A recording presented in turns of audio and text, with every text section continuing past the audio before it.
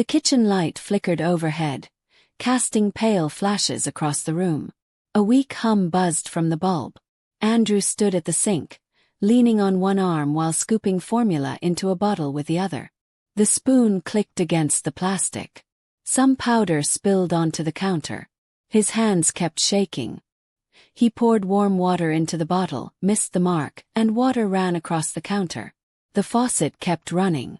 The measuring cup beneath it overflowed, water dribbling onto the floor. Andrew didn't turn it off.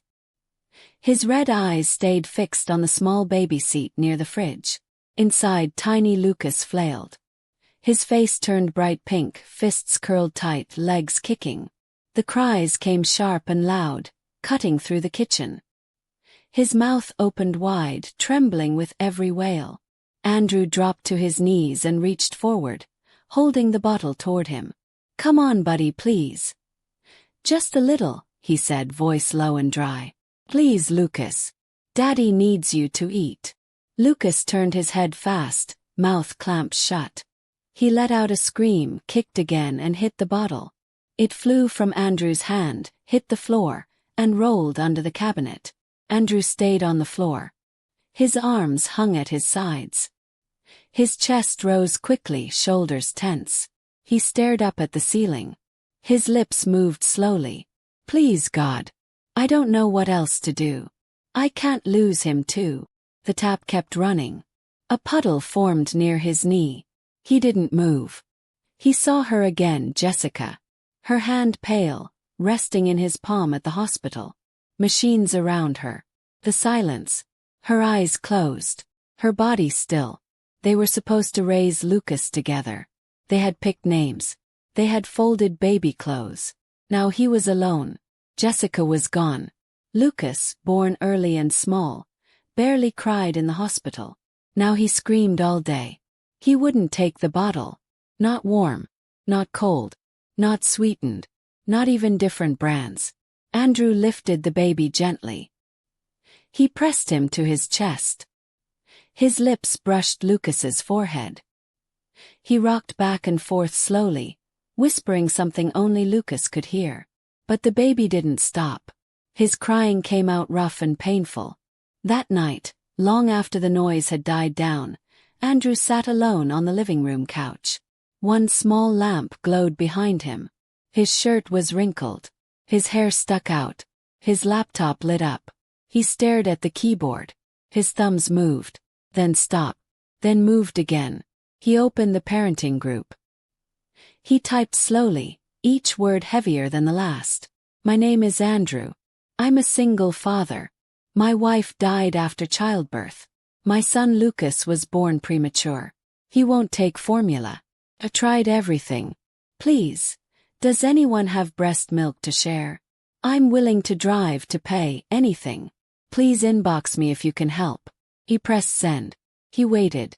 The screen stayed still. He refreshed the page. Once. Again. Nothing. Then a message. New name. Rebecca. No profile picture. No post. No bio. He tapped the message. "I saw your message. I have breast milk, safe, stored and recent. I lost my child recently. I have more than I need. No payment necessary. Just trust me. If you are willing, I can help." He blinked at the words. His hand trembled. He checked the profile again. Still empty. He typed, "Thank you. Can we talk more? I just need to make sure it's safe." A reply came almost right away. "Course. Understand. Ask me anything." He read the words again. His thumb hovered over the screen. There was something about her tone. Not just help. Felt like she understood. Wind whistled against the window panes. The curtains shifted slightly. Lucas stirred in his lap, letting out a small sigh. Andrew held him tighter. He whispered, voice soft in the dim room. "Maybe this is something." The tires moved slowly along a narrow road. Snow covered the edges like flour on a board. Tall trees stood on both sides, their branches heavy with white. The car's headlights cut through the cold. Andrew held the wheel with both hands. His knuckles were pale. His eyes stayed ahead. In the back seat, Lucas squirmed under layers of blankets. He let out a soft cry. Then another. The address from Rebecca led far from the city. The houses were spread out wide, some hidden behind gates. No sounds, no traffic, only wind. He slowed the car. A house appeared between trees. Stone walls, ivy crawling over the sides. Lights inside gave off a yellow glow. Smoke curled from the chimney. He parked beside the path. His breath made small clouds in the air as he stepped out. He lifted Lucas gently, tucking the blanket tighter. Each step toward the porch left a mark in the snow. His feet stopped at the door. His chest rose fast. His fingers shook. What if this is wrong? What if I made a mistake? Then Lucas cried out again. Andrew knocked. The door opened right away. A warm light spilled out across the porch. A woman stood there. Rebecca. Long braided hair rested on her shoulders. A thick white sweater wrapped around her. Her arms held something small. Baby doll. Its eyes stared forward. A knitted cap covered its head. Its arms hung limp at its sides. Andrew froze. His mouth opened slightly. "I'm Andrew," he said, barely louder than the wind. "I'm here because of the message." Rebecca looked at him, quiet. Her eyes didn't widen. She only stepped back and opened the door wider. "Come in, please." Inside, warmth rushed up around them. A fire crackled in the corner. Books lined the shelves. Photos rested on the mantel. One frame showed a baby in a hospital hat, lying in a small crib. Rebecca set the doll down on a soft chair. She turned back to Andrew. "May I hold him?" she asked. Andrew looked down, then nodded. He passed Lucas over. She moved to a rocking chair. Hatterday lifted her sweater gently, cradled Lucas, positioned him. Andrew stood still. Lucas moved his head. Then again. Then latched. The room went silent. The fire cracked once. Andrew's hand slowly covered his mouth. Rebecca stared down at the baby. Her hand stroked the side of his head. Her eyes closed halfway. "Rock. Andrew started. His voice caught. "He hasn't eaten like that since the hospital. He wouldn't take anything. I thought I was losing him." Rebecca's eyes filled with tears. She blinked hard but stayed steady. Andrew stood frozen, watching her. Her gaze moved to Lucas, cradled close to her chest. She whispered, "When I saw your message, something inside me, broken, pulled me. Like maybe I still had some love to give." Lucas nursed quietly, then his breathing slowed. He slipped into sleep against her, body loose and calm. Rebecca rocked gently back and forth. Andrew stepped forward a little. "Thank you," he said, voice low and soft. She didn't look up. "You don't need to say anything. Just let me help." She lifted Lucas and placed him carefully in a small bassinet near the fireplace. The bassinet was spotless, shining as if new. Her movements were slow and quiet, as if scared any noise might wake him. She turned toward Andrew with a gentle, unreadable smile. "Tea?" she asked softly. Andrew hesitated. He hadn't planned to stay, but now leaving felt wrong. He nodded. In the kitchen, the soft clink of cups and the whistle of the kettle filled the air. Rebecca poured tea into 2 different mugs and handed one to him. They sat across from each other at a long wooden table, worn but cared for. Andrew wrapped his hands around the warm mug, the heat pushing away the cold he carried inside. "My wife was a nurse," he said quietly. "Strong, fierce." She said the hardest part of labor wasn't the pain, but everything else. He laughed weakly.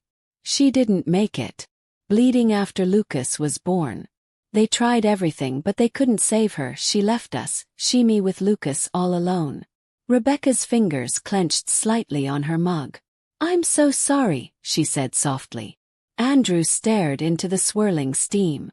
"After that I quit my job. I was a paramedic. I couldn't stand ambulances, hospital rooms. Now it's just me and Lucas. Take it slow. Hour by hour." Rebecca nodded, silent. My son, she finally said, voice barely above a whisper, was named Jacob. He died 2 months ago. He just died of something called sudden infant death syndrome. One moment he was warm in my arms, the next, I couldn't wake him. Andrew's eyes searched hers, pain shining in her gaze. I still hear him crying, she went on. Not only in dreams. In running water, the wind. Part of me won't believe he's gone. I never stopped making milk. I couldn't stop. Like if I kept going, maybe he would still need me. Andrew's chest tightened with a silent ache. Sometimes I pumped just to pretend, she said. I gave what I could away, but a part of me hoped someone else might need it.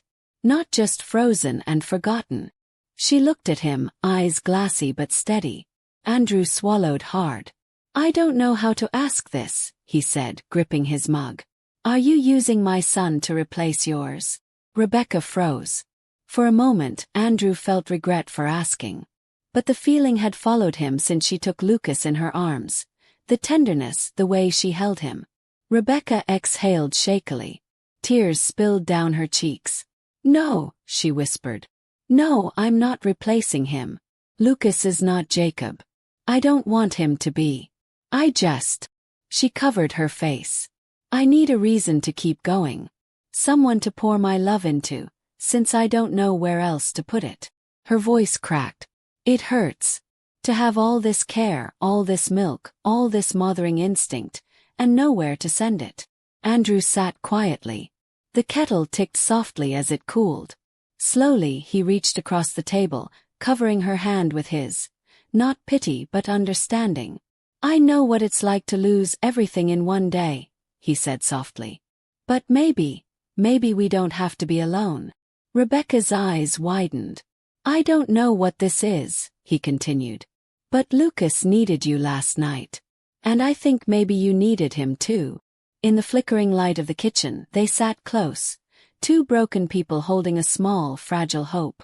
2 days later, Andrew stood outside Rebecca's door. Snow lay thick on the steps, untouched. Lucas was wrapped in a blue cloth, snuggled against Andrew's chest. The cold air brushed Lucas's cheeks, and the baby whimpered softly. Before Andrew could knock, the door opened. You came back, Rebecca said quietly, a small warmth in her voice. Andrew nodded, shifting his weight nervously. He only slept after yesterday. I didn't know where else to go. You did right, she said, stepping aside. Come in. It's warmer. Inside, the fire crackled gently. Rebecca's gray cardigan hung loosely over a pale blouse. Her eyes brightened when she saw Lucas. She reached for him, and Andrew handed the baby over carefully. Rebecca sat in the rocking chair near the hearth and unbuttoned her blouse. Lucas latched on instantly, sighing in relief. His small fingers curled into her sweater. Her eyes shimmered as she looked down at him. Andrew lingered awkwardly nearby. Lucas's breathing slowed, soothed by Rebecca's steady heartbeat. Andrew cleared his throat. I'll fix that squeaky window, he muttered, heading toward the kitchen. Rebecca smiled softly but said nothing. And so the mornings came. Andrew arrived just before dawn. Rebecca waited, damp hair from a quick shower, a fresh blanket folded by the fire. Lucas fed and then fell asleep in her arms. Rebecca read softly from an old book of poems or hummed quiet lullabies, some sad, some sweet. Andrew moved silently around the house, fixing a creaky hinge, tightening a loose faucet, closing the garden gate that never stayed shut. He paused sometimes, watching Lucas nestled on Rebecca's chest, tiny hand resting on her heart. Rebecca never asked for help. Andrew never asked for thanks. But each morning, she noticed a new packet of jasmine green tea on the kitchen counter. She never saw Andrew place it there, never heard him mention it. Yet every day it waited like it belonged. On the 7th morning, the kettle whistled just as Rebecca finished burping Lucas. She rose, laid him carefully in the bassinet near the hearth, then stepped into the kitchen. She held up a fresh tea bag. You're spoiling me. Andrew looked up from fixing a loose table leg. Hardly, he said. You're feeding my son. It's the least I can do. Rebecca smiled softly. You don't have to fix things to earn your place here. Andrew touched his chest lightly. I know. But fixing this, he tapped his heart, feels harder. That night, Rebecca woke with a sharp gasp. The nightmare came again, the baby crying, calling out, no one answering. Tears soaked her pillow. The house was still, but the walls seemed to close in around her. The door creaked open.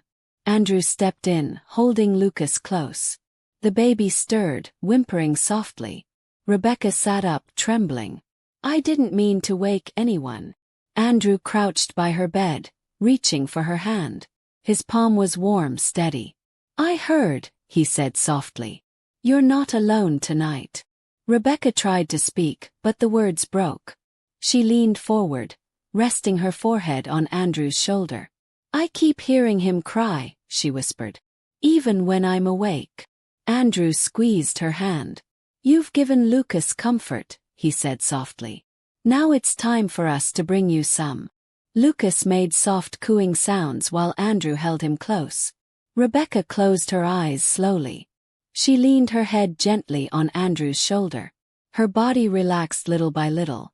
Andrew sat very still beside her, watching her chest rise and fall. The house was quiet except for their calm breathing. In the morning the sun barely touched the treetops outside when a sharp knock sounded at the door. Rebecca held Lucas tight to her chest and rocked him back and forth gently. She hummed a soft tune, not noticing the voices gathering beyond the ivy-covered gate. The knock came again, louder this time. Rebecca stopped moving. Andrew, finishing breakfast in the kitchen, walked quickly to the front door. When he opened it, a bright camera flash burst in his face. 3 reporters shouted questions all at once. Mr. Andrew, is it true you're letting a grieving woman breastfeed your child? Did she steal the baby? Have you seen the viral posts about Ms. Rebecca's mental health? Andrew's jaw tightened. That's enough, he said firmly, stepping forward. The reporters pressed closer. We have photos from neighbors showing her nursing the baby by the fireplace. The internet is calling her the woman with a ghost child. Care to comment? Rebecca came out from behind Andrew, clutching Lucas tighter. Her face turned pale. Andrew looked at her. Go back inside, he said softly. No, Rebecca answered, her voice shaking but clear. Let them ask what they want. The questions came faster, sharp and full of suspicion. About her mind, about Andrew's choices as a father, about grief and motherhood mixed together. Rebecca stayed silent. She looked down at Lucas. He moved slightly and let out a small sleepy sigh. Another camera caught that moment. The fragile baby held close, sunlight shining on Rebecca's hair. By midday the photos were everywhere. A grieving mother who lost her little baby boy raises stranger's child. Rebecca loses grip on reality. Single father lets grieving woman nurse his son. The storm grew online. Comments fought each other. Talk shows argued. Some people defended her. Others mocked or blamed her. Headlines screamed in all capital letters, while rumors spread like wildfire. Rebecca stayed inside all day. In the nursery, she sat very still, with Lucas asleep in her lap. She scrolled through angry posts on her phone. Her face showed no expression, but her eyes looked empty. Andrew came home that evening with groceries. He set the bags down and found her still there. They don't know who you are, he said quietly. Rebecca did not look up. Maybe they're right. Maybe I'm losing my mind. Maybe I can't tell grief from madness. Andrew stepped closer. You're not. Her lips pressed together tight. They say I'm pretending Lucas is mine. That I'm broken. Andrew knelt before her. Look at me. She met his eyes. He placed his hand over hers, resting it on Lucas's tiny foot peeking out from the blanket. I lost someone too, Andrew said softly. I know madness. But what you did wasn't madness. It was mercy. You stepped in when no one else could. Because of you, my son is alive. She blinked, tears forming. Reb, Andrew's voice grew stronger, as if speaking to more than just her. You didn't replace your son with mine. You honored your son by helping another live. That night, Andrew stood on Rebecca's porch, Lucas wrapped in his arms. Rebecca stood beside him, her face bare and calm. Reporters and cameras surrounded them. I want to say something, Andrew announced. Everyone quieted. My wife died giving birth to this boy. I tried everything to keep him alive, but nothing worked, until I met Rebecca. He looked down at Lucas, then at the crowd. People judge quickly. But if you've ever lost someone you love, if you've ever wished for just one more moment, you'll understand. He reached out, pulling Rebecca close. He wrapped his arm around her shoulders. She's not crazy. She's the one who saved my child when everyone else gave up. Cameras clicked. She's not pretending. She's not lost. She's the only mother my son has ever known. Andrew held her tight. Rebecca closed her eyes and breathed deeply for the first time since the storm began. The photo spread fast, the broken but brave three holding on to love, raw and real. The frost was starting to melt. Days later, Rebecca sat at her computer. The keyboard hadn't been touched for months. Her unfinished manuscript waited quietly. The sun streamed through tall windows. The house smelled faintly of oatmeal and chamomile. Something moved inside her, a quiet wish to write again. She opened a blank document and typed slowly. She named the blog Kindness Fetus, a phrase Andrew whispered one night on the porch as Lucas slept between them. Rebecca wrote short reflections about holding a baby again, the fear of healing, and the stubborn joy in small moments. Lucas's tiny hand grasping her shirt, Andrew's quiet laugh at breakfast, the smell of warm laundry folded nearby. The blog found readers. Mothers, fathers, people who had lost someone and kept living. Rebecca didn't write about wealth or fame. She wrote about human things. Grief, milk-stained blankets, sleepless nights, and love showing up in strange ways. Every comment, "This made me cry," or "I needed this today," made her ache soften a little. Andrew worked part-time now. On his days off, they settled into a rhythm. Morning walks with Lucas along the neighborhood trails, afternoons baking banana muffins Lucas loved, evenings curled up on the couch. Rebecca read drafts aloud while Andrew washed bottles nearby. One Sunday morning, outside the trees shimmered with pale green buds. The air smelled like spring. Rebecca on her laptop staring at the screen. She had finished chapter 1. It was not perfect, but it was hers, and it was whole. Andrew stepped in quietly. Rebecca turned to him, her heart beating quietly with pride. "I finished it," she said. Andrew blinked. "The chapter?" She nodded. He walked over and leaned in to see the screen. "What's it called?" "The First Cry," Rebecca said softly. "About the night you knocked on my door." He smiled gently. "Fitting." Rebecca hesitated. "I wrote a dedication to." He looked at her. "May I?" She turned the screen. At the top, clean and centered, the words read, "For Lucas, the child who saved 2 lost hearts." Andrew's breath caught. He looked down at Rebecca. "I mean it," she whispered. "He saved me. And maybe both of us." That evening, Andrew sat close to Rebecca. Andrew placed his hand over hers. They didn't speak. No love words. No promises. Just 2 people breathing the same moment, holding a quiet bond that grew stronger each day. Their lives had once fallen apart. Now, something small and gentle was putting the pieces back together. Rebecca leaned back, her lips curved into a soft smile. "I don't know what this story is yet," she said, voice low, "but I want to keep writing it." Andrew turned his head. "The book?" he asked. She shook her head just a little. A year later, Lucas gave a tiny sigh and moved closer into the warmth of their arms. They were his arms now. 2 arms that once had no hope, now wrapped around a future they didn't expect. The scent of lilacs filled the air. Lucas stood at the edge of the grass. His legs shook. His fists were tight at his sides. Rebecca was on her knees, not far from him, her arms stretched open. Her chest rose fast, her heart pounding. Andrew stood behind the boy. He didn't touch him. His hands hovered near, close, but letting Lucas decide when to move. One small step. Wobble. Another shaky step. Then a sudden lean forward. Rebecca reached out quickly. She caught him. Her arms closed around him. Lucas squealed with joy. Andrew clapped his hands behind them, smiling wide. Rebecca's eyes filled with tears. She hadn't noticed until they rolled down. She kissed the top of Lucas's curly hair. "You did it," she whispered. Andrew came closer. He bent beside them. "Every step he takes," he said quietly, "is a piece of us healing." Rebecca leaned her face against Lucas's cheek. "It's not just walking," she said. "It's moving forward." That night, after a warm bath, Lucas slept soundly in the crib. The house was quiet.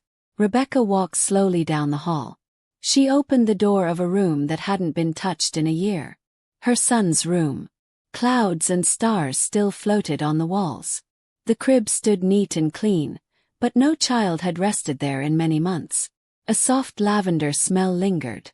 Rebecca walked to the bookshelf. Her fingers ran along the edges. Then she moved to the dresser. She stopped.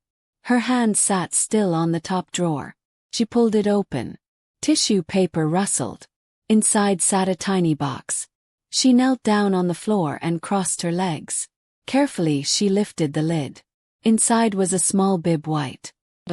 Light as a whisper. The tag read, "For the first messy giggles." She brought it to her lips and held it there. This had been for the baby she lost. A gift waiting quietly through all the tears. And maybe now it had found its place. In the morning Andrew arrived. Lucas rested against his chest. Rebecca stood, holding the little box in her hands. "I found something," she said. Andrew stepped in. Rebecca opened the box and held it out. He looked inside. A bib. "It was for him?" he asked. She nodded. "It never got used." She reached out and placed the bib in his hands. "But I think it should now." Andrew swallowed hard. "Are you sure?" Rebecca's voice shook just a little. But her eyes were steady. "Love isn't limited by blood or time. I think my son would want it this way." Andrew gripped the soft cloth. "Then I will treasure it. Like I treasure you." Lucas gurgled. His chubby hand reached up, touching the bib. Rebecca smiled. Her tears shimmered again. "We're not replacing anyone," she whispered. "We're just continuing."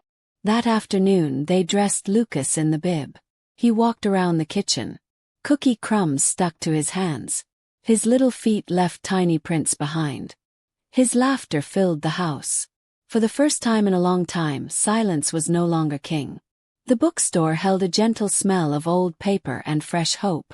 Rebecca and Andrew sat side by side at a long wooden table.